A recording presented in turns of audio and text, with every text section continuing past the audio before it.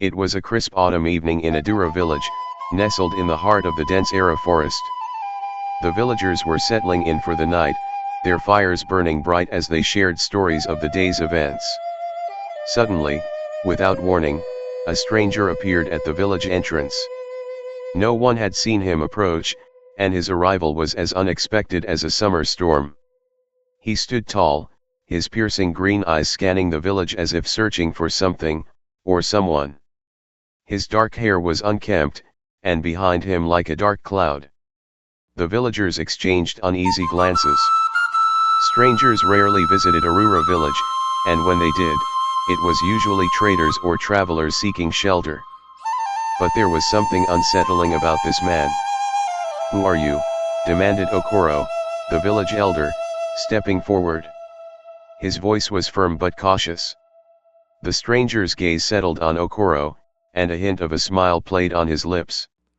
"My name is Kael," he said, his deep voice low and mysterious. "I've been traveling for many moons. I seek refuge and rest." The villagers looked at each other uncertainly.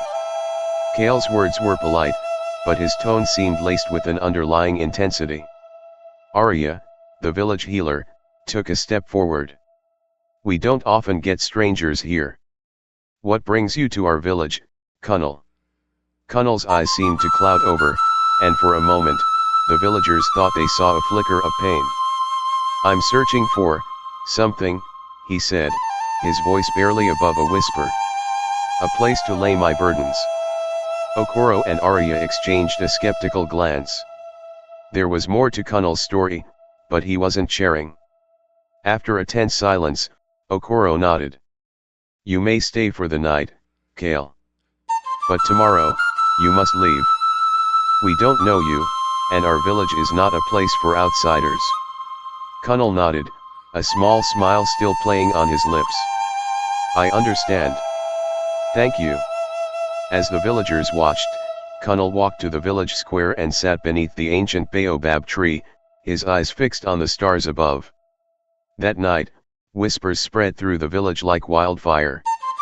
Some said Kael was a sorcerer, while others claimed he was a fugitive. But one thing was certain, the stranger's presence had awakened a sense of unease in Arura Village. Little did they know, Kael's arrival was only the beginning of a series of strange and mysterious events that would change their village forever. Days passed, and Kael remained in Arura Village, helping with daily tasks and sharing stories of his travels. The villagers began to warm up to him, but Okoro and Arya remained cautious.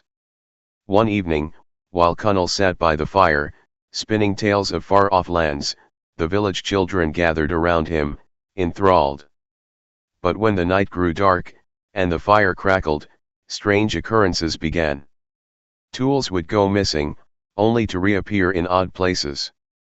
Food would vanish from the cooking pots, and strange noises echoed through the night. The villagers started to whisper among themselves. "It's Kael," some said. "He's brought evil spirits to our village." Others defended him. "No, he's helped us so much. He's a good man." Arya, sensing the unease, decided to investigate. She approached Kael one night, as he sat beneath the baobab tree, staring at the stars. "Kael, what's happening in our village?" she asked, her voice firm but gentle. Kael turned to her, his eyes glinting in the moonlight. "I don't know what you're talking about," he said, his voice low. Arya's eyes narrowed. "Don't play games with me, Kael. We've had strange occurrences since your arrival. What do you know?" Kael's gaze dropped, and for a moment, Arya saw a glimmer of sorrow. I didn't mean to bring trouble," he whispered. "I've been followed by something." Arya's grip on her staff tightened. "What have you brought to our village, Kael?" Kael's eyes snapped back to hers, a fierce determination burning within. "I'll leave tomorrow," he said. "But know this, what follows me will not stop until it finds me. Protect your village." The next morning, Kael packed his belongings and prepared to leave. But as he walked to the village entrance, a sudden gust of wind swept through Arura Village, extinguishing fires and sending villagers scrambling. A figure emerged from the forest, cloaked in shadows. "Kael," the figure growled, its voice like thunder. The villagers watched in horror as Kael stood tall, his eyes locked on the figure.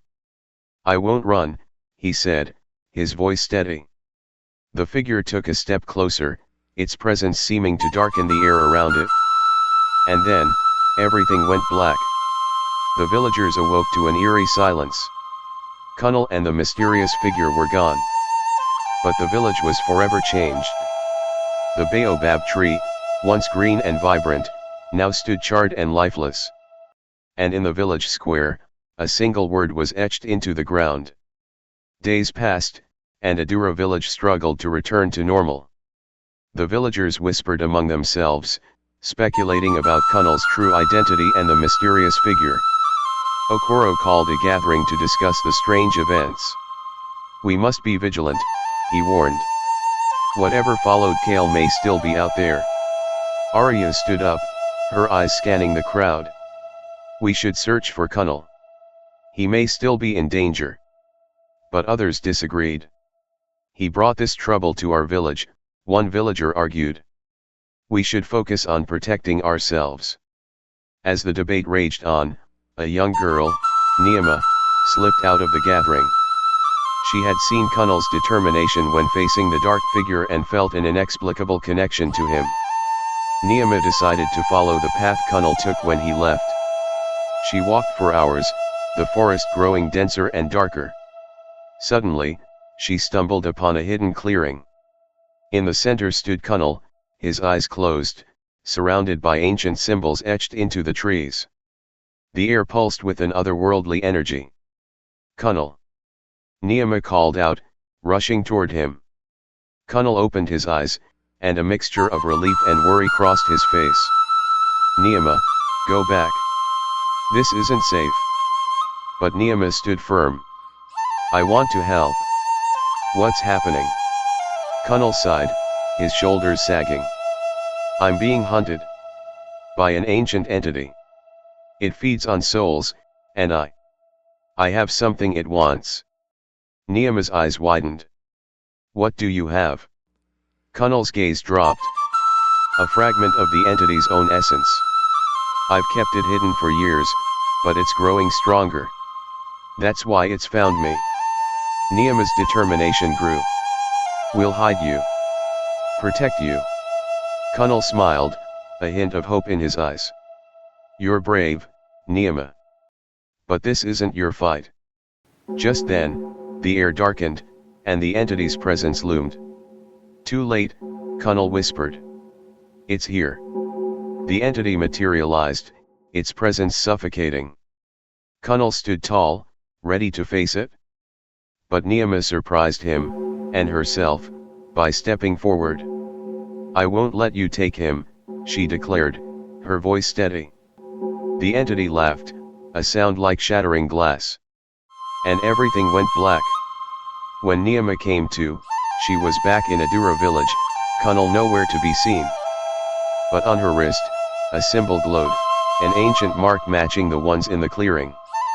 The villagers gathered around, awestruck. "What does it mean?" Okoro asked. Arya's eyes locked onto Niama's. "She's been chosen to protect Kael and our village." Niama's journey had just begun.